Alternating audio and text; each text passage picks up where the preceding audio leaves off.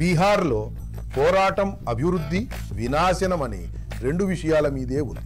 నాకు వ్యక్తిగతంగా ఎవరితోనూ గొడవలేదు, కానీ రాజకీయ పోరాటం అయితే ఉంటుంది.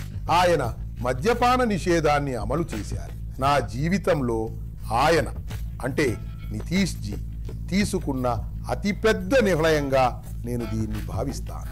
నేనైతే 100% దీనికి వ్యతిరేకిని. ఇది తప్పా ఒప్పా అనేది ప్రజలను నిర్ణయించుకోనివ్వండి. నితీష్ కుమార్ నాయకత్వంలో పనికి చేస్తున్నాం. ముందు కూడా ఆయన నాయకత్వంలోనే పనిచేయాలి. ఇందులో ఎలాంటి గందరగోళం లేదు. గందరగోళం ఉంటే కదా చర్చించడానికి. ఇక్కడ 11% వలసలు ఉండేవి. ఈ రోజున అది 2% ఉంది. భారతదేశంలో నివసించే ప్రజలను నేను రామకాంత్ బన్సల్గా భావిస్తాను. మేము హిందూ ముస్లిం అని చూడం. ఇతరులు మమ్మల్ని చూపించి భయపెడతారు. మేము అందరితోనూ నిలబడతాం. మాతో చేరినందుకు మీకు చాలా ధన్యవాదాలు. హరే జీ నమస్కారం. మిమ్మల్ని మళ్ళీ చూడటం చాలా సంతోషంగా ఉంది. గతసారి కూడా మీతో మా ఇంటర్వ్యూ చాలా ఫలవంతంగా జరిగింది. ఇప్పుడు మీరు ఎంత బిజీగా ఉన్నారో నాకు తెలుసు, కానీ మేం మాట్లాడుతున్న ప్రజలు ఒక విషయం చెప్తున్నారు, లేదా వాళ్ళు ఏమంటున్నారంటే ఆయన్ని బీజేపీ అధ్యక్ష పదవి నుండి ఎందుకు తొలగించారు, అది ఒక తప్పు అని ప్రజలు అంటున్నారు. ఇంకా అది మీకు జరిగిన అన్యాయం అని కూడా అంటున్నారు. కానీ వాళ్ళు దాన్ని ఒక తప్పు అని కూడా అంటున్నారు. ఎందుకంటే ఎన్నికల సమయంలో బీజేపీ మీపై విశ్వాసం చూపించకపోతే ఓటర్లు మీపై ఎందుకు విశ్వాసం చూపించాలి? అయితే అది అన్యాయమా? అది బాధ కలిగించిందా? అది ఒక తప్పా? లేదు, మీరు అర్థం చేసుకోండి. నేను ప్రభుత్వంలో ఉప ముఖ్యమంత్రిగా పనిచేస్తున్నాను. నేను అధ్యక్ష పదవి నుండి 1.5 సంవత్సరాల క్రితమే తప్పుకున్నాను. ఈ జూలై 2024లోనే నేను అధ్యక్ష పదవి నుండి తప్పుకున్నాను. ఎందుకంటే మా దగ్గర 2 పదవుల్లో కొనసాగే నియమం లేదు. కానీ సంస్థ, ప్రభుత్వం అనేవి 2 వేర్వేరు జోన్లు. ఇంకా మాకు ఇక్కడ ఫలితాలు ఇవ్వడం ముఖ్యం. ప్రభుత్వంలో ఆర్థిక మంత్రి హోదాలో పనిచేయాల్సి ఉండేది. కాబట్టి ప్రభుత్వం తరపున బీజేపీ ప్రభుత్వం రెండింటి ఎజెండాను కూడా నితీష్ జీతో పంచుకోవాల్సి ఉండేది. నితీష్ జీ పనిచేసి చూపించడంలో ప్రసిద్ధులు. ఎందుకంటే ఆయన చాలా కాలంగా బీహార్ ముఖ్యమంత్రిగా ఉన్నారు. కానీ నితీష్ కుమార్ గారి బలం ఏంటంటే ఆయన కింది స్థాయిలో పనిచేసి చూపిస్తారు. బీహార్లో కోట్లాది మంది ప్రజలకు సౌకర్యాలు కల్పించే పని ఏదైనా ముఖ్యమంత్రి చేశారంటే అది నితీష్ కుమార్ గారే చేశారు. అందువల్ల ప్రభుత్వ బాధ్యత చాలా పెద్దది. కాబట్టి నేను ప్రభుత్వంలోకి వచ్చాను. ఎందుకంటే ప్రభుత్వంలో లోక్సభ ఎన్నికల సమయంలో నేను ఉప ముఖ్యమంత్రిగా, అధ్యక్షుడిగా రెండింటిలోనూ ఉన్నాను. బీహార్లో మంచి ఫలితాలు వచ్చాయి. దాదాపు 75% కంటే ఎక్కువ సీట్లను ఇక్కడ బీహార్ ప్రజలు మాకు గెలిపించారు. కాబట్టి సహజంగానే నేను ప్రభుత్వం కోసం పనిచేస్తున్నాను. కొత్త సంస్థలో మా అధ్యక్షులు దిలీప్ జైస్వాల్ గారికి బాధ్యత అప్పగించబడింది. కానీ అభిప్రాయం ఏమిటంటే వాళ్ళు విశ్వాసం కోల్పోయారు, లేదా ఓటర్లు తమకు విశ్వాసం లేదని అంటున్నారు. మేమెందుకు విశ్వాసం ఉంచాలి? అది మిమ్మల్ని ఏమైనా బాధించిందా? కొంచెమైనా? లేదు, అలా ఏమీ లేదు. కొంతమంది అలాంటి మాట అనవచ్చు. కానీ భారతీయ జనతా పార్టీ నాపై ఉంచిన నమ్మకం చాలా గొప్పది అని నేను నమ్ముతున్నాను. ప్రతిపక్ష నాయకుడిగా, పార్టీ అధ్యక్షుడిగా సంస్థను బలోపేతం చేయడానికి ఈరోజు నేను ఉప ముఖ్యమంత్రిగా, పార్టీ నాయకుడిగా పనిచేస్తున్నానంటే అది గౌరవనీయ ప్రధానమంత్రి గారు, గౌరవనీయ జాతీయ అధ్యక్షుల వారి ఆశీస్సులతో, పార్టీ సిద్ధాంతంతోనే చేస్తున్నాను. గతంలో ఇతర రాష్ట్రాల్లో జరిగిన కొన్ని ఎన్నికల్లో బీజేపీ గెలిచినప్పుడు ముఖ్యమంత్రులైన వారు ఎవరికీ పెద్దగా తెలియనని వారు. మధ్యప్రదేశ్లో మోహన్ యాదవ్ గారు, రాజస్థాన్లో భజన్లాల్ గారు, ఢిల్లీలో రేఖా గుప్తా. అయితే బీజేపీ యొక్క ఈ వ్యూహం ఈ వ్యూహం బీహార్లో కూడా అమలు కాగలదని మీరు అనుకుంటున్నారా? లేదా బీహార్ భిన్నమైనదా? లేదు సోదరి, ముందుగా ఇక్కడ ఖాళీ లేదు. అన్నిటికన్నా పెద్ద విషయం ఏంటంటే ఇక్కడ ఖాళీ లేదు. ఇక్కడ నితీష్ కుమార్ గారు ముఖ్యమంత్రిగా ఉన్నారు. ఆయన నాయకత్వంలోనే ఎన్నికలు జరుగుతాయి. ముందు కూడా ఆయనే ఉంటారు. ఒకటి. రెండవది, మా దగ్గర ఎవరిది ముందుగా నిర్ణయించబడదు. మా దగ్గర పార్లమెంటరీ బోర్డు నాయకుడు ఎవరో నిర్ణయిస్తుంది. నేను చెప్పింది ఏమిటంటే నాకు లభించిన గత 3 బాధ్యతల గురించి నేను చెప్పాను. అంటే నేను ప్రతిపక్ష నాయకుడిగా, పార్టీ నాయకుడిగా, అధ్యక్షుడిగా పనిచేస్తున్నాను అని. కానీ భారతీయ జనతా పార్టీలో రేపటి నాయకుడు ఎవరో ఎవరికీ తెలియదు. ఇదే బీజేపీ ప్రత్యేకత. మా తదుపరి జాతీయ అధ్యక్షులు ఎవరు అవుతారో ఎవరికీ తెలియదు. కాబట్టి నా నమ్మకం ఏంటంటే భారతీయ జనతా పార్టీ తన కార్యకర్తలలో నుండే ఎవరికో ఒకరికి నాయకత్వం ఇస్తుంది. మేము కూడా సంస్థ కోసం పనిచేస్తూ వచ్చాము. భారతీయ జనతా పార్టీ ఏ సిద్ధాంతంతో ముందుకు వెళ్తోందో దానితోనే మేము నిలబడి ఉన్నాము. కాబట్టి పార్టీ ఏ బాధ్యత అప్పగించినా దానితో పనిచేస్తాము. కానీ నేను ఒక రాజకీయ కార్యకర్తను. ఒక కార్యకర్తగా పార్టీతో అనుబంధం కలిగి ఉన్నాను. సామ్రాట్ గారు, బీహార్లో వేకెన్సీ లేదని మీరు అన్నారు. మీరు నితీష్ కుమార్ ముఖం చూసి ఎన్నికల్లో పోటీ చేస్తున్నారు. కానీ ఎన్డీఏకు మెజారిటీ వస్తే నితీష్ కుమారే ముఖ్యమంత్రిగా కొనసాగుతారా లేదా అనే విషయం మీరెవరూ ఇంతవరకు చెప్పలేదు. ఎందుకంటే ఈరోజు కూడా ప్రధానమంత్రి 2 ర్యాలీలు నిర్వహించారు. నితీష్ గారే తదుపరి ముఖ్యమంత్రి అవుతారని ప్రధానమంత్రి ఎక్కడా చెప్పలేదు. మరియు ప్రత్యేకించి హోంమంత్రి గారు ఎమ్మెల్యేలు అని అన్నారు. చూడండి, మాకు దీని అవసరమే లేదు. వేకెన్సీ ఉంటే కదా చర్చించడానికి. ఒకవైపు మహాగఠబంధన్లో టార్చర్ చేసి ముఖ్యమంత్రి అభ్యర్థిని ప్రకటించారని మీరు చూసే ఉంటారు. మా దగ్గర అలాంటి పరిస్థితే లేదు. ఇక్కడ బీజేపీ నాయకుడే, శ్రద్ధేయ అటల్ బిహారీ వాజ్పేయి గారే నితీష్ గారిని ముఖ్యమంత్రిని చేశారు. జేడీయూ వాళ్ళు చెయ్యలేదు. ప్రకటన అద్వానీ గారో లేదా అటల్ గారో చేశారు. 2005లో కూడా మీకు గుర్తుండే ఉంటుంది. సమతా పార్టీలో అంతర్గత విభేదాలుండేవి. కానీ బీజేపీ నితీష్ కుమార్ గారిని ముఖ్యమంత్రిగా ప్రకటించింది. ఈరోజు కూడా ఎలాంటి కన్ఫ్యూజన్ లేదు. అందుకే నేను చెబుతున్నాను, కన్ఫ్యూజన్ ఉంటే కదా చర్చించడానికి. కన్ఫ్యూజనే లేదు. నితీష్ కుమార్ నాయకుడు. నితీష్ కుమార్ నాయకత్వంలో పనిచేస్తున్నాం. మరియు భవిష్యత్తులో కూడా ఆయన నాయకత్వంలోనే పనిచేయాలి. ఇందులో రెండవ అభిప్రాయం ఎక్కడుంది? అంటే మీరు చెప్పేది ఏంటంటే నితీష్ కుమార్ గారికి ఎమ్మెల్యేల సంఖ్య తగ్గినా కూడా ముఖ్యమంత్రిగా ఆయనే ఉంటారని.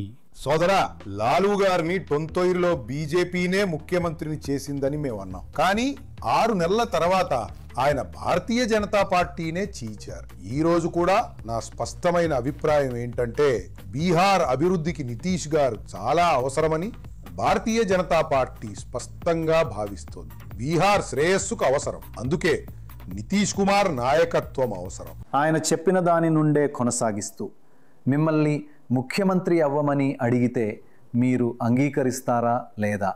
లేదు. ఇది పార్టీ మిమ్మల్ని అడిగితే నేను ఒక వ్యక్తిని. పార్టీ వ్యవస్థను పార్టీ నిర్ణయిస్తుంది. మరియు పార్టీ ఆదేశాల ప్రకారం పార్టీ నిర్ణయించాలి. సో మీకు రాజకీయాల్లో చరిత్ర ఉంది. మీరు చాలా సీనియర్ వ్యక్తి. మరి పార్టీ మిమ్మల్ని ముఖ్యమంత్రి అవ్వమని అడిగితే మీరు పార్టీ నిర్ణయాన్ని అంగీకరిస్తారా?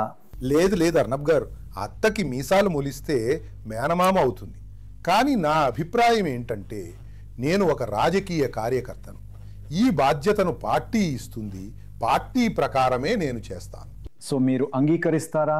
నా అభిప్రాయం ఏంటంటే పార్టీ కార్యకర్తకు ఏ పని బాధ్యత ఇచ్చినా ఆ పని చేస్తాడు. కానీ నితీష్ కుమార్ గారు ఉన్నారు కదా, ఇక్కడ చింతించాల్సిన అవసరం ఏముంది? నితీష్ గారు లేనప్పుడే కదా చింతించాల్సింది. కానీ నాకు అర్థమైంది, ఒకవేళ వాళ్ళు మిమ్మల్ని అడిగితే అది పార్టీ నిర్ణయం, మీరు తప్పించుకోలేరు. లేదు, మీరు వేరే విషయాల్లోకి వెళ్తున్నారు. కానీ నేను మిమ్మల్ని అడగాలనుకుంటున్నాను, మీరు నితీష్ కుమార్ గురించి చాలా మంచి విషయాలు చెబుతున్నారు, కానీ గత 2-3 సంవత్సరాలుగా మీరు ఆయన్ని తీవ్రంగా విమర్శిస్తున్నారు.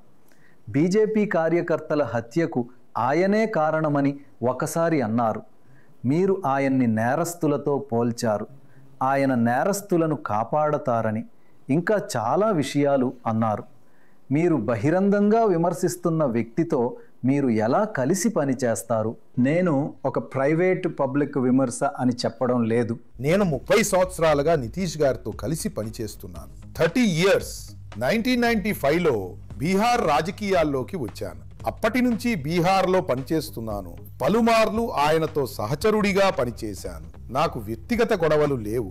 ఎవరితోనూ గొడవ లేదు. కానీ రాజకీయ పోరాటం అయితే ఉంటుంది. నేను ప్రతిపక్ష నేతగా ఉన్నప్పుడు ఆయన విషయాలకు వ్యతిరేకంగా మాట్లాడడం నా బాధ్యత. పార్టీ అధ్యక్షుడిగా ఉండేవాడిని. పబ్లిక్ గా నేను చెప్పేవాడిని, వ్యక్తిగతంగా ఎలాంటి గొడవ లేదని. నితీష్ కుమార్ గారిని అందరూ గౌరవిస్తారు. బీహార్ రాజకీయాల్లో ఎవరైనా సరే నితీష్ కుమార్ అలాంటి రాజకీయ నాయకుడు. ఆయన్ని అందరూ గౌరవించారు. కానీ మీరు ఇప్పటికీ ఆయనలోని ఈ అంశాలను విమర్శిస్తారా? ఆయన ప్రజలలో కొందరిని ప్రసన్నం చేసుకుంటారని, ఆయన మీ క్యాడర్లోని ఒకరిని చంపారని, ఆయన నేరస్తులతో కలిసి పనిచేశారని, ఇవి బహిరంగ ప్రకటనలు. మీరు వాటిని ఇప్పటికీ నమ్ముతున్నారా లేక వెనక్కి తీసుకుంటారా? నేను అలా అనలేదు. నేను అలా ఎప్పుడూ అనలేదు. నితీష్ కుమార్ గారు సుపరిపాలనకు ప్రతీక. ఇది నేను అన్నాను. నితీష్ కుమార్ గారు ఎప్పుడు నేరస్తులతో కలిసి వెళ్లరు.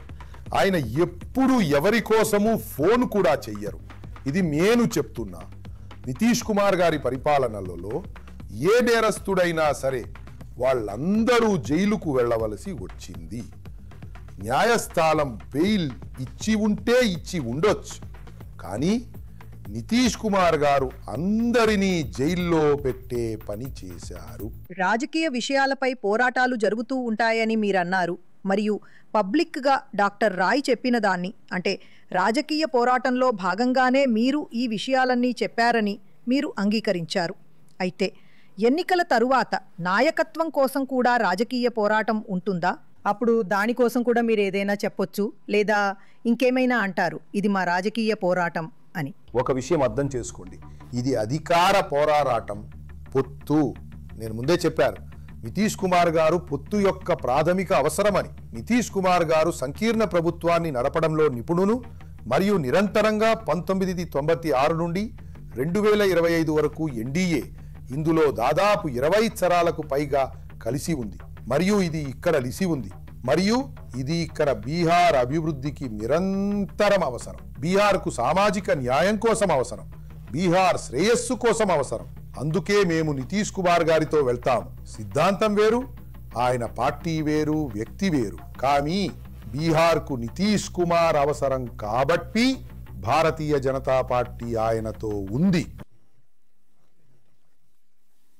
సామ్రాట్ గారు, మిమ్మల్ని 2 ప్రశ్నలు అడగాలి. ఒకటి, మీరు నితీష్ కుమార్తో ప్రతిరోజు ఇంటరాక్ట్ అవుతారు. మేము ఆయన బహిరంగ ప్రసంగాలను ముఖ్యంగా ఈ ఎన్నికల సభలలో చూస్తాము. ప్రతిరోజు ఆయన ఏదో ఒక బ్లండర్ చేస్తారు. పేర్లు కూడా చెప్పలేకపోతున్నారు.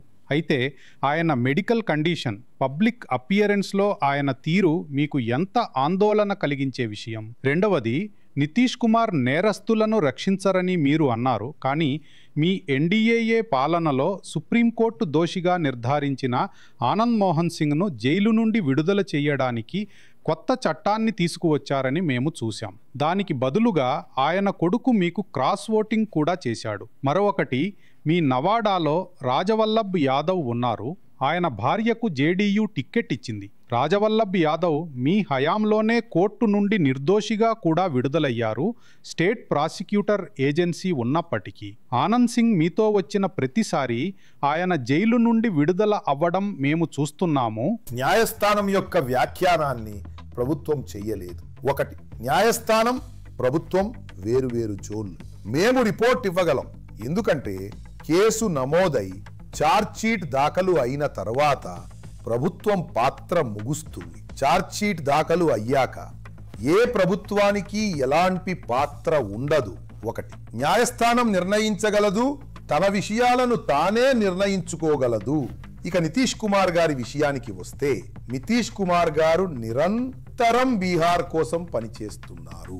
మీరు చూసే ఉంటారు, ఏ నాయకుడైనా ఆ భయంకరమైన చలిలో డిసెంబర్, జనవరి, ఫిబ్రవరి అయినా సరే బీహార్లోని 38 జిల్లాలకు వెళ్ళి బీహార్ అభివృద్ధి గురించి, అట్టడుగున ఉన్న ప్రజల సమస్యల గురించి ఆందోళన చెందడం, మరియు ఈరోజు కూడా రాజకీయంగా ముఖ్యమంత్రిగా ఉంటూ రోజుకు 3 నుండి 4 సభలలో పాల్గొంటూ నిరంతరం పనిచేస్తున్నారు. 75 సంవత్సరాల వయస్సులో కూడా నిరంతరం. ఒకవైపు లాలూ గారు అనారోగ్యంతో ఉన్నారు మరియు తనన ప్రతినిధిని రంగంలోకి దించారు. ముందు రాబ్డీ దేవి గారిని తెచ్చారు, ఇప్పుడు కొడుకును తెచ్చారు. కానీ ఇక్కడ నితీష్ కుమార్ గారు స్వయంగా కొడుకును గాని కుటుంబం నుండి ఎవరినీ గాని తీసుకురాలేదు. కాబట్టి నితీష్ కుమార్ గారు బీహార్ కోసం ఆందోళన చెందుతారు, బీహార్ శ్రేయస్సు కోసం ఆందోళన చెందుతారు. అందుకే మాకు ఇది ఒక సమస్యగా అనిపించడం లేదు. బీహార్లో నితీష్ కుమార్ గారు చాలా పని చేశారు. పేర్లు మర్చిపోవడం గురించి, అయ్యో, పేర్లైతే మీరు నేను కూడా మర్చిపోతాము, అది ఒక ఎజెండా కాదు. కానీ నా నమ్మకం ఏంటంటే నితీష్ కుమార్ గారు బీహార్ను నడపడానికి ఫిట్గా ఉన్నారు. నేను అడిగాను, బీహార్ రాజకీయాల్లో ఏదైనా జరగవచ్చు, మనం చూడవచ్చు. కానీ ఒక మాట ప్రజలు నిజాయితీగా చెప్తున్నారు, మేము ఎక్కడికి వెళ్ళినా ఇదే హద్దు అని వారు అంటున్నారు. మీరు ఇంత సుదీర్ఘకాలంగా అధికారంలో ఉన్నారు. ఎన్నికలకు 3 నెలల ముందు మీరు మహిళలకు 10,000 రూపాయలు అని చెప్తున్నారు. ప్రభుత్వం ద్వారా మీరు వాడుతున్న ధనం ఓట్లు కొనడానికే ఖర్చు పెడుతున్నారు. ప్రజలు ఇదే అంటున్నారు. మీరు ఇది ముందే ఎందుకు చెయ్యలేదు? ఇది చాలా స్పష్టంగా ఉంది. కొంచెం ప్రొఫెషనల్గా ఉండాలి. అర్నబ్ గారు, ఇది చూడండి, ఇది బీహార్. బీహార్లో జీవికా దీదీ పథకం 2006-07లో ప్రపంచ బ్యాంకు నుండి లోన్ తీసుకుని ప్రారంభించబడింది. మరియు బీహార్లో ఆ సమయంలో 10 నుండి 15 సంవత్సరాల వయస్సులో ఉన్న ఆడపిల్లలు, కుమార్తెలు, సోదరీమణులు ఉండేవారు. అమ్మాయిలు బయటకు రాని కారణంగా నితీష్ గారు వారికి మీరు డ్రెస్సు తీసుకోండి అని చెప్పారు. సైకిల్ ఇవ్వబడింది. వారిని ఇంటి నుండి బయటకు తీసుకువచ్చారు. మెట్రిక్ పాస్ చేయించారు. 10,000 రూపాయలు ఇచ్చారు. ఇంటర్ చేస్తే 15,000 రూపాయలు ఇచ్చారు.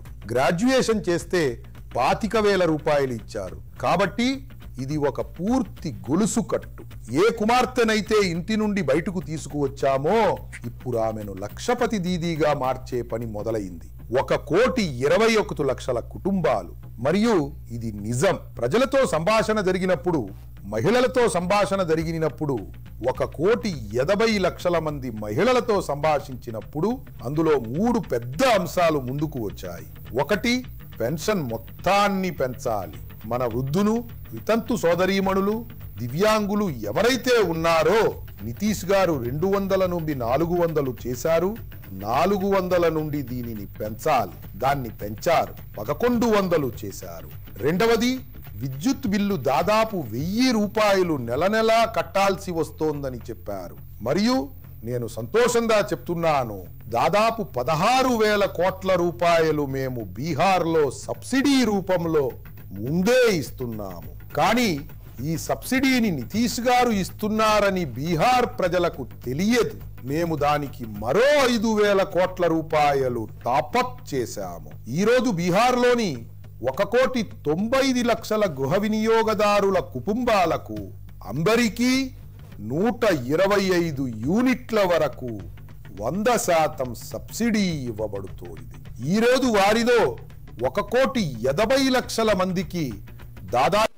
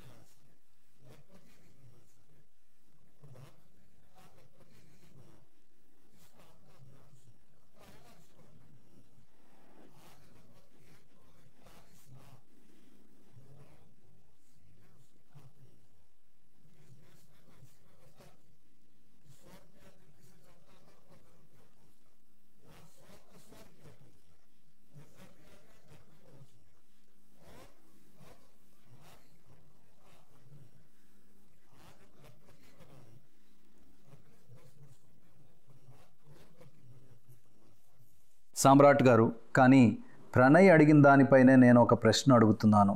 అదేంటంటే, మీకు అంత ఆందోళన ఉంటే మీరు 6 నెలల క్రితం ఎందుకు ఇవ్వలేదు? మీరు కేవలం ఎన్నికల ముందు రోజు ఎందుకు ఇచ్చారు? ఎందుకంటే నాకు గుర్తుంది, నాకు సైకిళ్ళు గుర్తున్నాయి. అవి చాలా అద్భుతంగా ఉండేవి. మరియు మేము దీన్ని ధృవీకరించాము కూడా. నేను వారిని ఎన్నుకోనిస్తానని మరియు వారు అని ఆయన అన్నారు. అవును, డబ్బు ఇవ్వబడింది. ఎందుకంటే మీరు ప్రజలు కోరితే సైకిళ్ళు ఇస్తే అప్పుడు అవినీతి జరుగుతుంది. కానీ మేము దీనిని ముందుకు తీసుకెళ్ళాము. దాతాజీ గొంతులో download.com నుండి తీసుకున్న వార్తలు ఉచితంగా ప్రపంచ క్రీడా వార్తలు, విశ్లేషణ, రాజకీయం, ఆర్థిక వార్తలు, జీవితానికి సంబంధించిన సమాచారం, సామాజిక అనువాదం, మార్కెట్ వార్తలు, వ్యాపార వార్తలు, శాస్త్రీయ వార్తలు, క్రీడా వార్తలు, ప్రారంభ స్క్రీన్పై నినాదాలు మరియు శబ్దాలు. నా యూట్యూబ్ ఛానల్. మీరు ఎన్నికల మధ్యలో ఇస్తున్నారు కాబట్టి ఇది మేము మీకు నోటు ఇచ్చాము, మీరు మాకు ఓటు వేయండి అనే అభిప్రాయాన్నే ఇస్తోందని మీకు అనిపించడం లేదా? లేదు, అలా కాదు. చూడండి, బీహార్ మహిళలు శ్రేయస్సు వైపు వెళుతున్నారు. మరియు ఇక్కడ మా దగ్గర సుమారు 56,000 కోట్ల మార్కెట్ జీవిక దీదీలది ఉంది. ఇవి ఒక పెద్ద లావాదేవీ. దానిని మనం ఎంతగా అభివృద్ధి చేస్తామో అంతగా బీహార్ అభివృద్ధి చెందుతుంది. ఇది మా నమ్మకం. నేను మిమ్మల్ని కొన్ని వ్యక్తిగత ప్రశ్నలు అడగాలనుకుంటున్నాను. అది నన్ను ఆందోళనకు గురి చేస్తుంది. కానీ మీరు మంచి మనసున్న వ్యక్తి కాబట్టి మీరు దీనిని ఎలా చూస్తారో నాకు తెలియదు. కానీ కొన్నిసార్లు రాజకీయ కారణాల వల్ల మీరు ద్వేషాన్ని వ్యాపింపజేస్తారు. మీలాంటి వారు కొందరు ఉన్నారని సమాజాన్ని విభజిస్తారు, హిందువులు లేదా ముస్లింలు. అందుకే మేము హిందూ ముస్లిం అని చెయ్యము. ఇతరులు మమ్మల్ని చూపించి భయపెడతారు. భారతీయ జనతా పార్టీ అయితే అందరితో పాటు అందరి అభివృద్ధిలో ఉంది. లేదు. ఇప్పుడు మీరు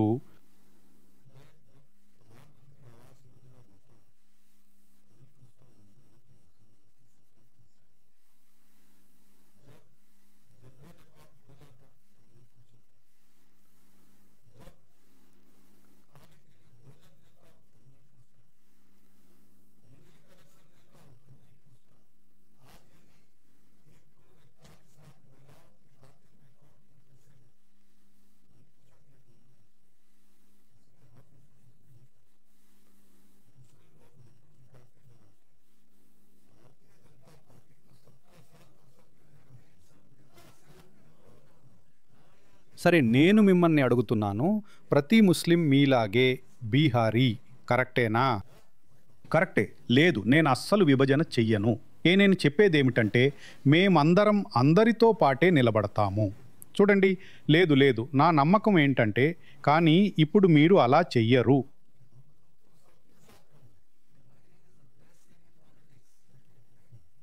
నేను అసలు చెయ్యను. బీహార్ శ్రేయస్సు కోసం అందరి అవసరం ఉందని నేను స్పష్టంగా నమ్ముతున్నాను. మరియు ఎవరైతే ఈ భారతదేశాన్ని నిర్మించారో, భారతదేశంలో పుట్టారో, భారతదేశ పౌరులు, వారితో మనం ఎలా తేడా చూపించగలం? చెయ్యనేలేము. మీ కూటమి ఏదైతే ఉందో అందులో మరో కుర్రాడు చాలా వేగంగా ముందుకు వచ్చాడు. అతని పేరు చిరాగ్ పాస్వాన్. అవునా? అవును. లోక్సభలో 5 సీట్లు వచ్చాయి కాబట్టి ఈ అసెంబ్లీ ఎన్నికల్లో అతనికి అన్ని సీట్లకు టిక్కెట్లు ఇవ్వబడ్డాయి. అయితే భవిష్యత్తులో అతను ఈ ఎన్నికల్లో విజయం సాధిస్తే మరియు మీ ప్రభుత్వం తిరిగి అధికారంలోకి రావడానికి అతను విజయం సాధించాలని మీరు కోరుకుంటారు. అయితే భవిష్యత్తులో ఎలాంటి టెన్షన్లు ఉండవచ్చు? ఎందుకంటే ఇప్పుడు ఇంతమంది యువ నాయకులు వచ్చారు కదా అందరూ. లేదు, ఎక్కడా ఏ సమస్య లేదు. చూడండి, రాజకీయాన్ని సమయం మరియు కాలం నడిపిస్తాయి. ఒకటి, చిరాగ్ పాస్వాన్ గారి విషయానికి వస్తే, చిరాగ్ పాస్వాన్ గారు బీహార్కు చెందిన ఒక పెద్ద నాయకుడు. గత 11-12 సంవత్సరాలుగా బీహార్ రాజకీయాల్లో పనిచేస్తున్నారు. మరియు బీహార్ వారి వద్ద ఒక వారసత్వం ఉంది. రామ్ విలాస్ గారు ఒక పెద్ద నాయకుడు. ఆయన 70ల కాలం నుండి బీహార్లో పనిచేశారు. సోషలిస్టు ఉద్యమాన్ని నడిపారు. కాబట్టి నేటి తేదీలో చిరాగ్ పాస్వాన్ ఒక పెద్ద నాయకుడిగా ఉన్నారు, ఇందులో ఎలాంటి సందేహం లేదు. మరియు కొన్ని విషయాలు సమయం మీద ఆధారపడి ఉంటాయి. సమయాన్ని బట్టి రాజకీయం ముందుకు సాగుతుంది. సామ్రాట్ గారు, నేను మిమ్మల్ని 2 ప్రశ్నలు అడగాలి. ఒక ప్రశ్న ఏంటంటే, ఇటీవలి కాలంలో మీపై చాలా సీరియస్ ఆరోపణలు వచ్చాయి మరియు వాటిని ప్రశాంత్ కిషోర్ చేశారు. ఒకటి, ప్రశాంత్ కిషోర్ గురించి మీరు ఏమనుకుంటున్నారు? ఆయన చేసిన ఆరోపణలను మీరు ఎప్పుడూ ఎందుకు ఖండించలేదు? అది హత్య కేసైనా సరే లేదా మీ క్వాలిఫికేషన్కు సంబంధించినదైనా సరే, అసలు ఇంతకీ ఏంటి మీ ఇబ్బంది? నా స్పష్టమైన అభిప్రాయం ఏమిటంటే, ఏ క్రిమినల్ కేసులోనైనా సామ్రాట్ చౌదరిపై ఆరోపణలు ఉంటే ఈరోజు కూడా నేను సన్యాసం తీసుకోవాలి. నేను 30 సంవత్సరాలుగా రాజకీయ కార్యకర్తగా పనిచేస్తున్నాను. నేను బహిరంగ వేదికల మీద చెప్పాను, చూడండి, విధానసభ రికార్డులలో నమోదు చేయబడిన దానికంటే పెద్ద ప్రదేశం మరొకటి లేదు. నేను చెప్పాను, నితీష్ కుమార్ను ముఖ్యమంత్రిని చెయ్యడానికే నేను ముక్కుట్టానని. మా నాన్నగారు జాజ్ సాహెబ్ మరియు నితీష్ కుమార్ గారు సమతా పార్టీని స్థాపించారు, వ్యవస్థాపక సభ్యులు. మరియు మా కుటుంబంలోని 22 మందిని జైల్లో పెట్టారు. మా ఇళ్లను కూల్చివేశారు. మేము నీళ్లు తాగే మా ఇంటి బావిలో పోలీసులు లేదా గూండాలు మూత్ర విసర్జన చేశారని నేను చెప్పాలనుకోవడం లేదు. మా ఇంటిని కూల్చివేశారు, మమ్మల్ని జైల్లో పెట్టారు. వేలాది లాఠీ దెబ్బలు ఈ శరీరంపై పడ్డాయి. ఎందుకంటే మేము, మా కుటుంబం మొత్తం లాలూ గారికి వ్యతిరేకం. ఇది ఒకటి. ఇక ఆ కేసు విషయానికి వస్తే, అది పూర్తిగా గ్యాంగ్ వార్. జనతాదళ్ మరియు కాంగ్రెస్ పార్టీ 2 గ్యాంగులు పోరాడుకుంటున్నాయి మరియు అది ఒక పోరాటం. మానవ హక్కుల కమిషన్ మా కుటుంబానికి నష్టపరిహారం ఇచ్చింది. నష్టపరిహారం ఇవ్వాలని ప్రభుత్వాన్ని బలవంతం చేసింది. నష్టపరిహారం ఇచ్చి మా యాతని బాగు చేయించారు. ఆ తర్వాత న్యాయస్థానం మమ్మల్ని గౌరవప్రదంగా నిర్దోషులుగా విడుదల చేసింది. పోలీసు విచారణ జరిగింది. మొత్తం ప్రక్రియ 2003లో పూర్తయింది.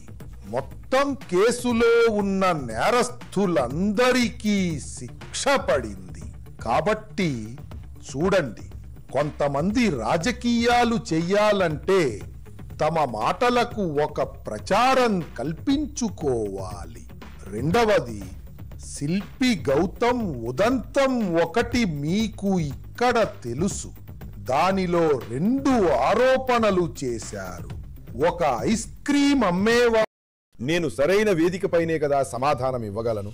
మీరు అడుగుతున్నారు కాబట్టి చెబుతున్నాను. సరైన వేదికపై పత్రాలు ఇవ్వగలను కాబట్టి సరైన వేదికపై నేను ఇచ్చేశాను. ఇప్పుడు ఛాలెంజ్ చెయ్యాలనుకున్న వాళ్ళు అక్కడే చేస్తారు కదా. నేను ఎక్కడో రోడ్డు మీద గాంధీ మైదానంలో అయితే కూర్చోలేను కదా. మీరు అడిగారు, నీకు చెప్పాను. కానీ ఎవరికైనా నా డాక్యుమెంటరీ ఆధారాల విషయం కావాలంటే దానికి సరైన వేదిక ఉంది. రిటర్నింగ్ అధికారి దగ్గరకు వెళ్లాల్సింది. ప్రజలు వెళ్లారు, నాకు వ్యతిరేకంగా వెళ్ళలేదని కాదు. మీకు మనీష్ గారు గుర్తుండే ఉంటుంది, 99లలో నాకు వ్యతిరేకంగా కూడా ప్రజలు వెళ్లారు. పీకే సిన్హా గవర్నర్ సాహెబ్ దగ్గరకు వెళ్లారు, ఎన్నికల కమిషనర్ దగ్గరకు వెళ్లారు. 2000లో నేను ఎన్నికల్లో గెలిచి వస్తే నాకు వ్యతిరేకంగా కోర్టుకు వెళ్లారు. లోయర్ కోర్టులో పోరాడాను, హైకోర్టులో పోరాడాను, సుప్రీం కోర్టులో పోరాడాను. 2003లో ఆర్డర్లు వచ్చాయి. ఇది న్యాయస్థానం ఆదేశం. నేను న్యాయస్థానం ఆదేశం ప్రకారమే నడుచుకుంటాను. అందుకే నేను చెప్పాను, న్యాయస్థానమేమే అన్ని విషయాలు నిర్ణయించిందని. ఇందులో నా పాత్ర లేదు, మీ పాత్ర లేదు. ఇప్పుడేంటంటే ఇక నేను ఎవరికి ఏమీ చెప్పను. నేను రాజకీయంగా మాట్లాడగలను. ఆధారాలైతే ఏదైనా సరైన వేదికపైనే ఇవ్వగలను. చివరిగా ర్యాపిడ్ ఫైర్. నేను మిమ్మల్ని 5 ప్రశ్నలు అడుగుతాను. కేవలం ఒక వాక్యంలో సమాధానం. మీరు ప్రభుత్వాన్ని ఏర్పాటు చేస్తే మీరు చేసే మొదటి పని ఏమిటి? మీరు ప్రభుత్వాన్ని ఏర్పాటు చేశాక చేసే మొదటి పని. నితీష్ గారి నాయకత్వంలో బీహార్ నుండి బయటకు వెళ్లిన యువకులను గుర్తించి బీహార్లో వారికి ఉపాధి, వారి కోసం ఏర్పాట్లు చేయడం. వలసలు మిగిలి ఉన్న ప్రజల గురించి ఇక్కడ 11% వలసలు ఉండేవి. ఈ రోజున అది 2%గా ఉంది. మద్యపాన నిషేధాన్ని కొనసాగించడానికి మీరు అనుకూలమా లేక వ్యతిరేకమా? లేదు, నేను దీనికి 100% వ్యతిరేకిని. మరియు నితీష్ గారి జీవితంలో అతి పెద్ద నిర్ణయం ఆయన మద్యపాన నిషేధాన్ని అమలు చేయడమే. దీన్ని నేను నితీష్ గారి జీవితంలో అతిపెద్ద నిర్ణయంగా భావిస్తాను. ఇది తప్పో ఒప్పో ప్రజలే నిర్ణయించాలి. ఎంతమంది మహిళలు? ఇక్కడ ఓటర్లలో మహిళలు చాలా ముఖ్యం. మీ మంత్రివర్గంలో ఎంతమంది మహిళలు ఉంటారు? ఈ ప్రభుత్వం నితీష్ గారికి మీకు ఎంతమంది కావాలి? లేదు, నేను కోరుకుంటాను. ఇప్పుడు నేను కోరుకున్నా కోరుకోకపోయినా నరేంద్ర మోదీ ప్రభుత్వం అలాంటి వ్యవస్థను ఏర్పాటు చేసింది. దాని ప్రకారం 2029 తర్వాత ఏర్పడే ఏ ప్రభుత్వంలోనైనా 30 నుండి 40% మహిళలే ఉంటారు. అయితే మీరు 30-40% మందిని ఉంచుతారా? ఉండాలి, సందేహం లేదు. 50% ఉండాలి. చివరి నుంచి రెండవది, మీరు ఎప్పుడైనా మిత్రపక్షాలను మారుస్తారా? మీ మిత్రపక్ష పార్టీని మార్చడం. కానీ మీ చరిత్ర? నేను వ్యక్తిగతంగా నేను ఖచ్చితంగా లాలు గారితో పనిచేశాను, నితీష్ గారితో పనిచేశాను, మరియు మూడవదిగా మోడీ గారితో పనిచేశాను. మోడీ గారు వచ్చిన తర్వాత మొదటిసారిగా సిద్ధాంతం అర్థమైంది, దేశం అర్థమైంది. మరియు నితీష్ గారు అభివృద్ధి చేస్తూనే ఉన్నారు, సందేహం లేదు. లాలు గారు కేవలం మాట్లాడుతూనే ఉన్నారు. ఆయన అనేవారు, భగవతియా దేవిని నేను రాజకీయాల్లోకి తీసుకొచ్చానని. తీరా తెలిసింది లాలు గారు హాఫ్ ప్యాంటు వేసుకుంటున్నప్పుడే భగవతియా దేవి ఎమ్మెల్యే అయ్యారని. కాబట్టి లాలు గారు మాట్లాడడంలో దిట్ట, ఏమీ చెయ్యరు. నితీష్ గారు చేసి చూపించారు. నితీష్ మరియు మోడీ గారు ఒక సిద్ధాంతాన్ని మరియు ఒక వ్యవస్థను ఇచ్చారు. దానివల్ల బీహార్. మీరు మళ్ళీ ఎప్పటికీ మారరా? ఎప్పటికీ మారరు. ఒకవేళ తప్ప? లేదు, ఎప్పటికీ మారను. చివరగా మహాత్మా గాంధీ గురించి మీరేమనుకుంటున్నారు? ఆయన ఒక గొప్ప నాయకుడు. ఏ వ్యక్తి అయితే స్వాతంత్రానికి ముందు దేశం పేదగా ఉన్నప్పుడు అమెరికా, దక్షిణాఫ్రికా లేదా వివిధ దేశాలలో నివసించి ఆ తర్వాత హఠాత్తుగా బట్టలు విడిచి ఒక ధోతి కట్టుకుని ఈ దేశ స్వాతంత్ర పోరాటంలో నిమగ్నమయ్యారో ఆయన కంటే గొప్ప నాయకుడు ఎవరు ఉండగలరు?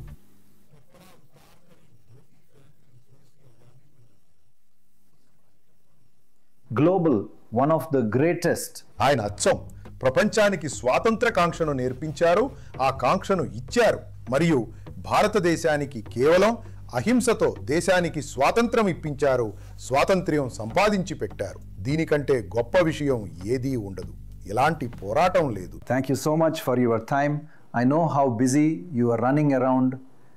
ఈ ఎన్నికలు ఎటువైపు వెళ్తున్నాయి? చూడండి, బీహార్లో పోరాటం, అభివృద్ధి మరియు వినాశనం ఈ రెండింటి మధ్య ఉంది. ఎందుకంటే పౌర్ణమి వెన్నెలకి అమావాస్య రాత్రికి మధ్య ఉన్న తేడాను అర్థం చేసుకోవాల్సి ఉంటుంది.